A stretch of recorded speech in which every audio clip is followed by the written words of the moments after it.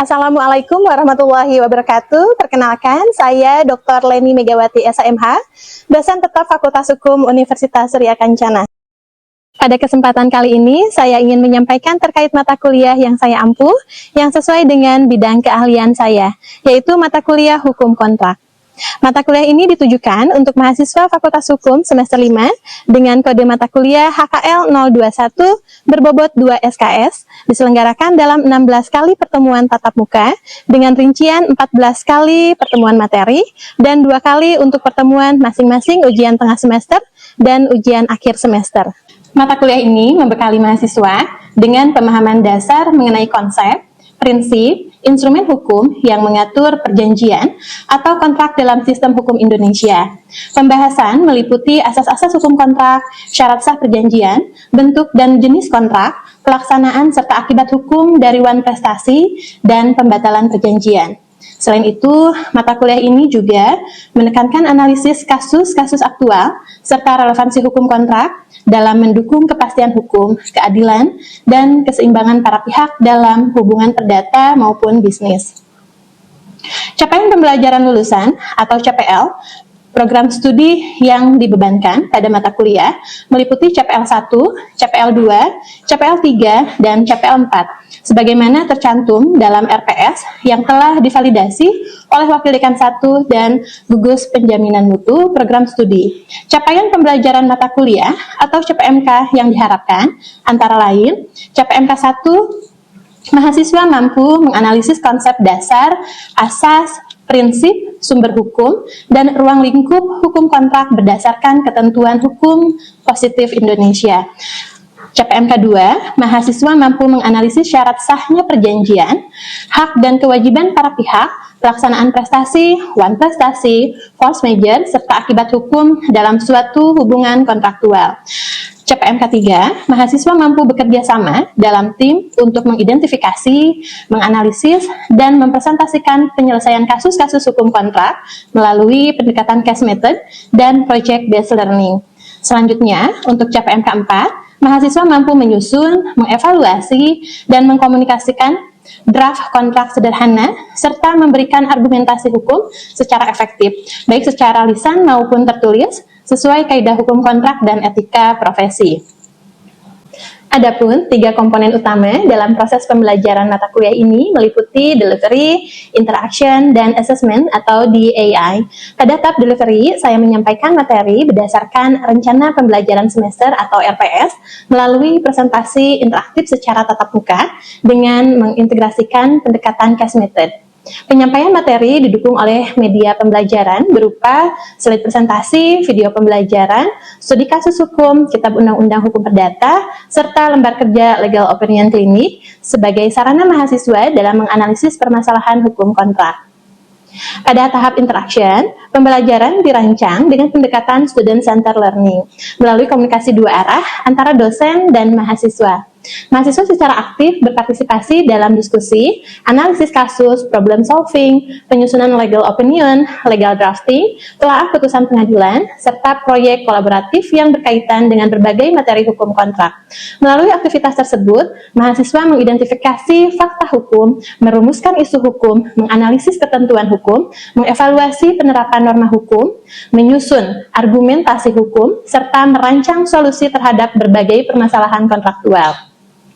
Selama proses pembelajaran, saya berperan sebagai fasilitator yang memberikan pertanyaan pemantik, umpan balik, klarifikasi, dan penguatan konsep, sehingga mahasiswa mampu berpikir kritis, analitis, logis, sistematis, berkolaborasi secara efektif, serta mengkomunikasikan hasil analisis hukumnya secara bertanggung jawab.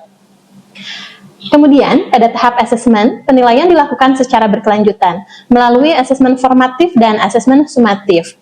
Asesmen formatif dilaksanakan selama proses pembelajaran melalui observasi keaktifan mahasiswa, kemudian partisipasi dalam diskusi, kualitas argumentasi hukum, kemampuan menyusun legal opinion, serta sikap dan kerjasama dalam kelompok sesuai rubrik penilaian yang telah ditetapkan dalam RPS. Selanjutnya, asesmen sumatif dilakukan melalui ujian tengah semester dan ujian akhir semester yang mengukur ketercapaian pembelajaran mata kuliah atau CPMK. Model pembelajaran yang digunakan adalah student center learning dengan implementasi case method dan project based learning, sehingga mahasiswa berperan aktif menganalisis kasus, menyusun legal opinion dan draft kontrak, serta mengembangkan kemampuan berpikir kritis, kolaboratif, dan komunikatif. Referensi pembelajaran mengacu pada bahan hukum primer berupa Kitab Undang-Undang Hukum Perdata dan Peraturan Perundang-undangan terkait, serta bahan hukum sekunder berupa buku teks karya para ahli dan jurnal ilmiah terkini, sehingga materi yang disampaikan bersifat mutakhir, komprehensif, dan sesuai perkembangan praktik hukum. Baik, berikut adalah video proses pembelajaran pada mata kuliah hukum kontrak dengan materi pada pertemuan ke-7, yaitu wan prestasi dan akibat hukumnya. Mari kita simak. Assalamualaikum. Selamat pagi semuanya. Semuanya, apa kabarnya hari ini? Baik, Bu. Baik, alhamdulillah. Oke, sebelum kita memulai perkuliahan pada pagi hari ini, kita baca doa dulu menurut kepercayaan kita masing-masing. Baca doa, dimulai.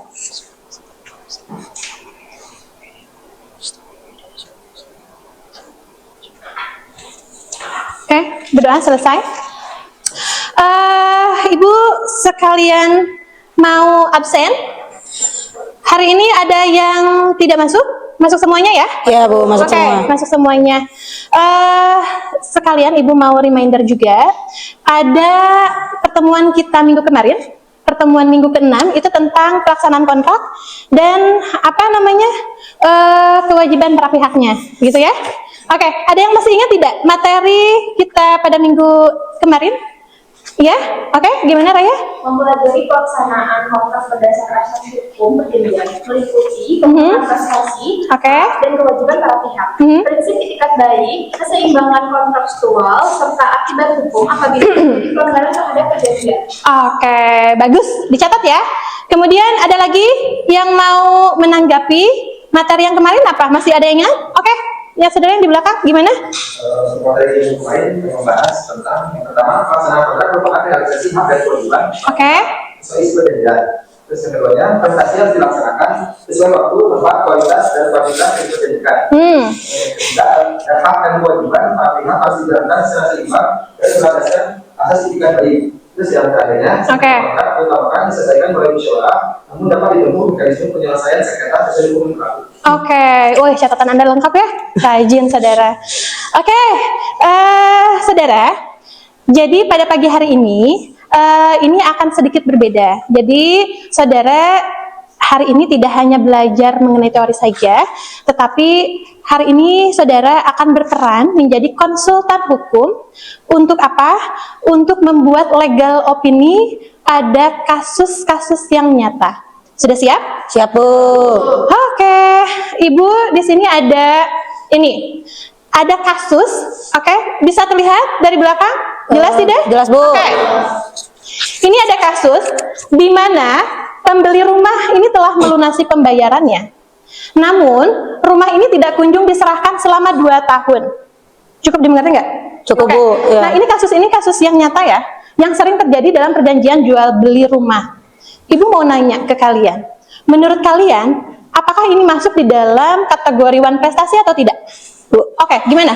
Jadi menurut Citra, Bu, ini masuk kategori wan prestasi karena kan wan prestasi itu ada 3, yaitu yang pertama tidak sama sekali membayarkan atau misalnya melaksanakan wan prestasi. Yang kedua ini tidak sesuai dengan waktu yang ditentukan sesuai dengan prestasi. Yang ketiga tidak sesuai dengan apa yang diprestasikan. Jadi ini masuk ke kategori tidak sesuai dengan waktu yang ditentukan dalam prestasi, Bu. Jadi masuk ke dalam wan prestasi. Oke, betul. Jadi analisa saudara sudah tepat ya, dimana saudara sudah mengemukakan logika bahwasanya si penerima pembayaran harusnya itu memenuhi perjanjiannya. Begitu ya. Jadi saudara, di dalam hukum kontrak itu ada suatu keadaan di mana ketika salah satu pihak tidak memenuhi kewajibannya, maka itu disebut wan prestasi. Ya, itu disebut wan prestasi. Dan pada pagi hari ini kita menuju ke pertemuan 7 terkait materi ini saudara. Nah, terkait materi prestasi menurut maaf. Ini terkait wan prestasi, ganti rugi dan force major. Nah, pada pagi hari ini kita akan membahas Apa itu wan prestasi? Kemudian bentuk-bentuk wan prestasi itu ada apa aja?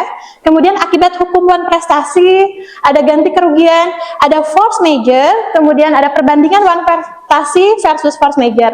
Nah, di akhir perkuliahan ini, mahasiswa diharapkan mampu memberikan pendapat hukum secara ilmiah terhadap suatu kasus wan prestasi. Tetapi Ibu juga nanti ada menambahkan kasus force major. Oke, jadi kalian diharapkan fokus ya. Nah, ini apa sih wan prestasi itu? Jadi wan prestasi itu adalah ini keadaan di mana salah satu pihak dalam suatu perjanjian itu tidak memenuhi kewajibannya sebagaimana yang telah disepakati. Nah, ketidakpatuhan ini bisa berupa tidak melaksanakan tadi. Seperti yang saudara Citra katakan, tidak melaksanakan prestasi sama sekali. Kemudian melaksanakan, tapi tidak sesuai dengan perjanjian. Kemudian terlambat atau melakukan sesuatu yang justru dilarang di dalam perjanjian. Itu adalah wan prestasi.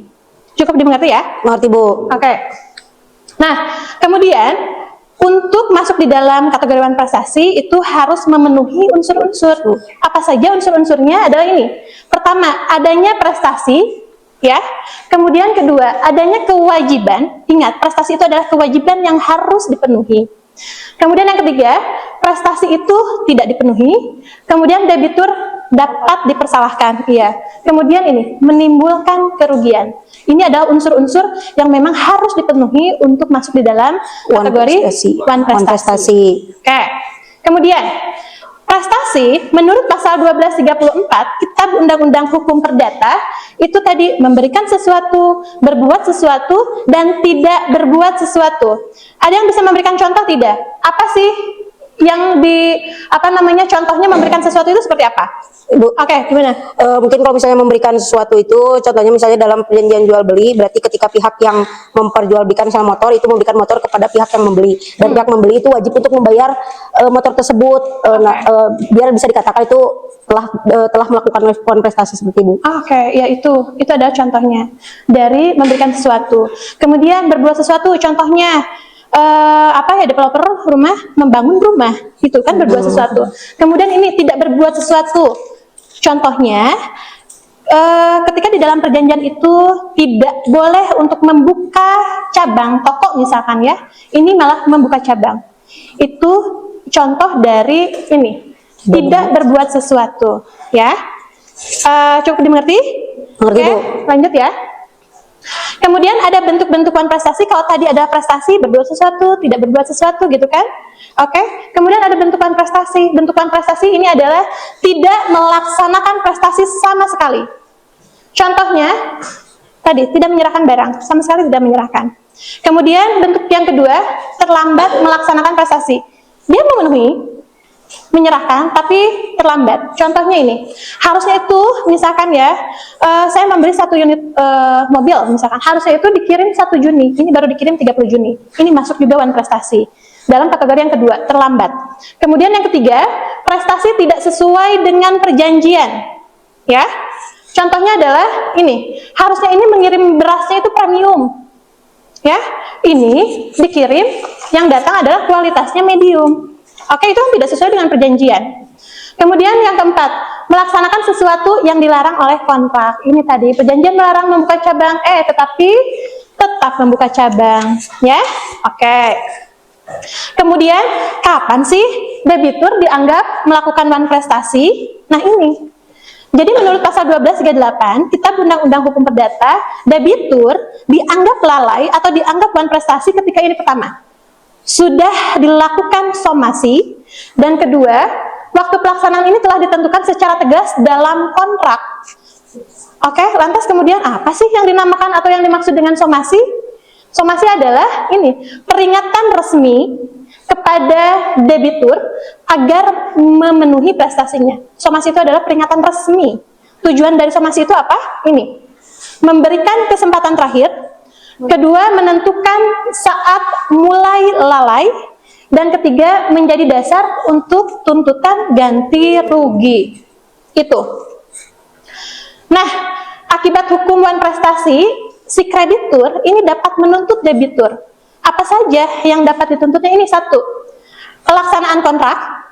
Kemudian kedua, ganti rugi. Kemudian ketiga, bisa melakukan pembatalan kontrak. Keempat, pembatalan disertai dengan ganti rugi. Kemudian kelima, peralihan risiko. Dan keenam adalah biaya perkara itu dilimpahkan kepada debitur. Ya, itu. Nah, ini apa saja ganti rugi? Ternyata di dalam ganti rugi itu terdapat ada biaya. Contohnya biaya transportasi, biaya administrasi gitu kan? Kemudian ada rugi. Contohnya barang rusak. Kemudian keuntungannya hilang gitu kan?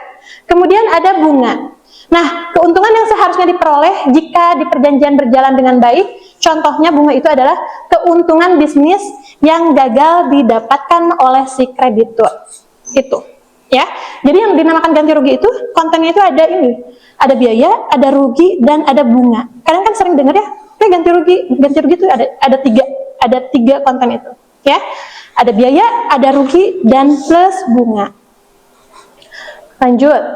Nah, ini prinsip ganti rugi tidak serta-merta seseorang bisa langsung dimintakan ganti rugi, tetapi harus memenuhi ini, adanya hubungan sebab akibat tentu saja. Kemudian kedua, kerugian itu harus dapat dibuktikan. Ketiga, kerugian itu dapat diperkirakan. Oh ya, kerugian saya diperkirakannya berapa nominalnya. Intinya dapat diperkirakan. Keempat, itu tidak bertentangan dengan hukum. Ya, lanjut. Nah, itu tadi ganti rugi. Sekarang kita masuk kepada materi force majeure. Atau force majeure ini ada banyak nomenklaturnya, saudara. Force majeure atau kalau dalam bahasa Indonesia itu adalah keadaan memaksa. Atau kalau misalkan bahasa Belandanya adalah overmacht.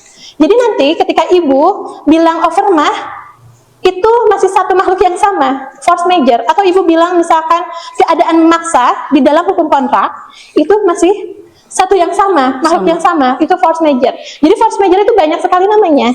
Ada keadaan memaksa dalam bahasa Indonesia, dan ada overmacht untuk di istilah bahasa Belanda. Maka kemudian apa sih yang dinamakan dengan overmacht atau keadaan memaksa atau force majeure? Nah, ini force majeure adalah keadaan memaksa. Itu kan bahasa Indonesianya ya. Jadi ya definisinya juga adalah keadaan memaksa yang menyebabkan prestasi tidak dapat dipenuhi tanpa kesalahan debitur. Maksudnya adalah ketika debitur tidak dapat memenuhi prestasi, tetapi debitur ini tidak dapat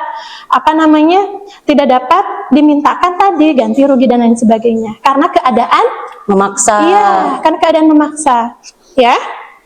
Oke, lanjut. Nah, adapun unsur-unsur dari force majeure itu ada terjadi peristiwa yang luar biasa.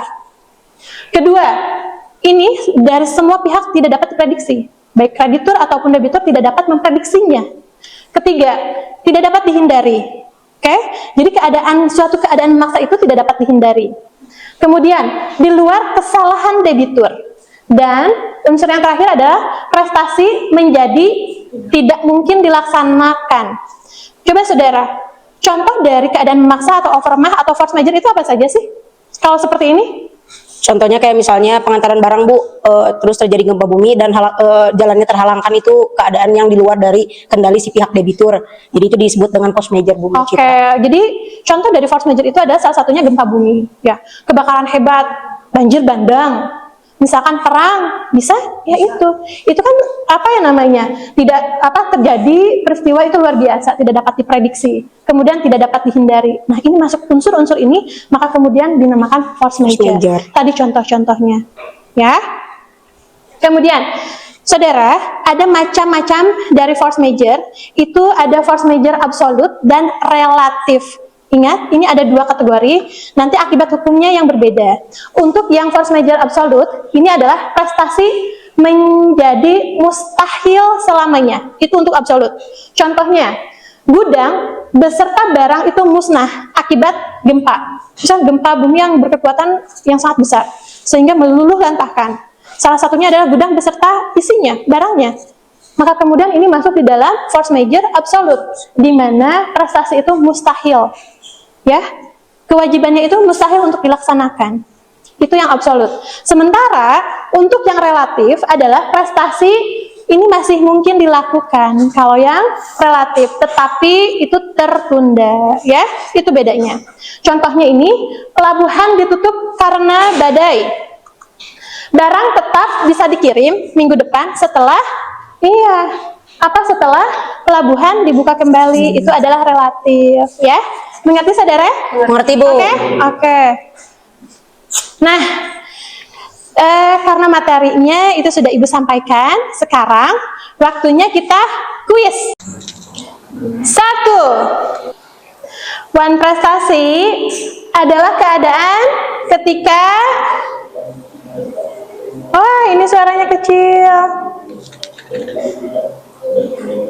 Perjanjian dibuat secara lisan dan sudah selesai. Oke, Raya. Kemudian soal yang kedua.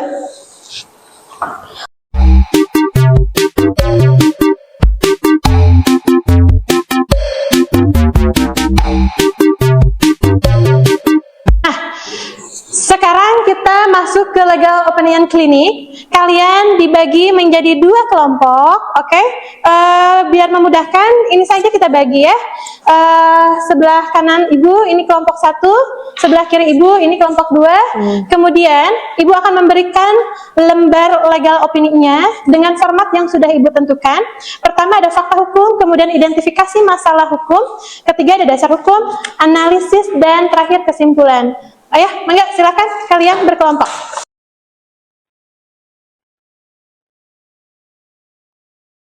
Untuk kelompok pertama, ini ada kasus di depan. Perhatikan ya. Jadi kasusnya untuk kelompok pertama adalah barang tidak sesuai dengan spesifikasi. Ketika barang yang diterima ini tidak sesuai perjanjian, apakah penjual ini melakukan manifestasi? Di sini ada ringkasan kontraknya, saudara. Para pihaknya adalah PT Sinar Pangan, dia sebagai pembeli. Kemudian CV Makmur itu sebagai penjual. Ada objeknya itu 100 ton beras premium. Harga yang disepakatinya adalah sekian. Waktu pengirimannya, tanggal yang disepakati, kualitasnya ini beras premium. Nah, harusnya di dalam perjanjian itu yang dikirimkan adalah beras premium, tetapi yang datang adalah beras medium. Ya, jadi kalian buatkan legal opininya untuk ini sebagai konsultan hukum PT Sinar Pangan. Oke? Cukup dimengerti? Ya? Oke. Sekarang Ibu ke kelompok kedua. Ini adalah kasusnya. Kasusnya adalah keterlambatan pengiriman akibat bencana alam. Nah, ringkasan kontraknya, pertama para pihaknya ada PT Nusantara Logistik, beliau atau dia sebagai pengirim, kemudian ada penerima barangnya, itu adalah konsumen, objeknya pengiriman mesin industri. Nah, rutenya itu adalah Surabaya ke Makassar. Tanggal tiba yang disepakati di dalam kontrak itu adalah 10 Agustus tahun 2026. Tetapi di sini mengalami keterlambatan pengiriman akibat bencana alam, akibat gempa gitu ya. Nah, apakah perusahaan pengiriman ini dapat dimintai ganti rugi atas keterlambatan pengirimannya? Oke, kelompok 2 cukup dimengerti? Mengerti, Bu. Oke, kasusnya seperti itu. Dipersilahkan kalian merumuskannya dengan format yang sudah Ibu sampaikan.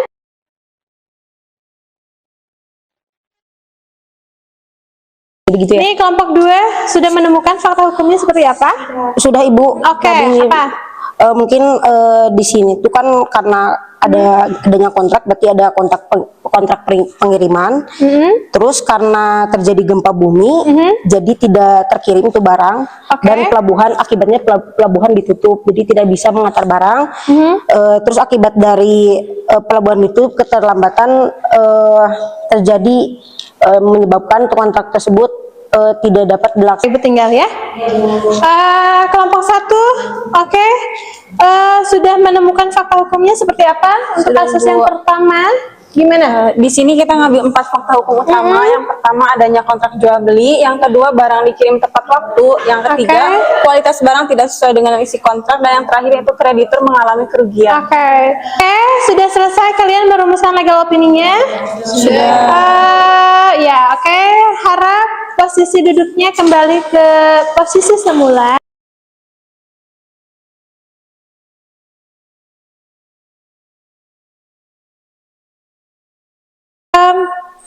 Ibu rasa ini materinya sudah selesai, alhamdulillah untuk hari ini. Tetapi tentu saja nanti kan ada pertemuan-pertemuan selanjutnya.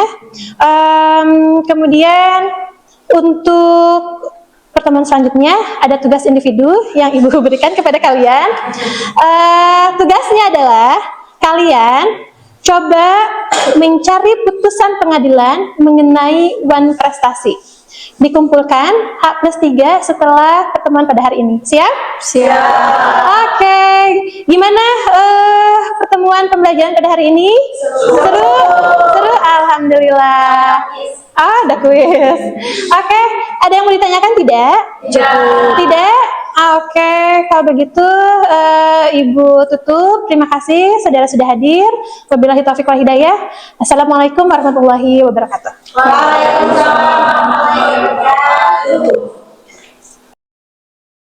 Sekian video rekaman proses pembelajaran untuk mata kuliah Hukum Kontrak pada Fakultas Hukum Universitas Surya Kencana. Video ini digunakan sebagai salah satu syarat penyusunan dokumen pernyataan diri dosen dalam unjuk kerja Tridharma Perguruan Tinggi atau PDD UKT-PT. Semoga dengan adanya video ini dapat menjadi pertimbangan yang baik dalam proses penilaian sertifikasi dosen gelombang 1 tahun 2026. Akhir kata, saya ucapkan terima kasih. Wassalamualaikum warahmatullahi wabarakatuh.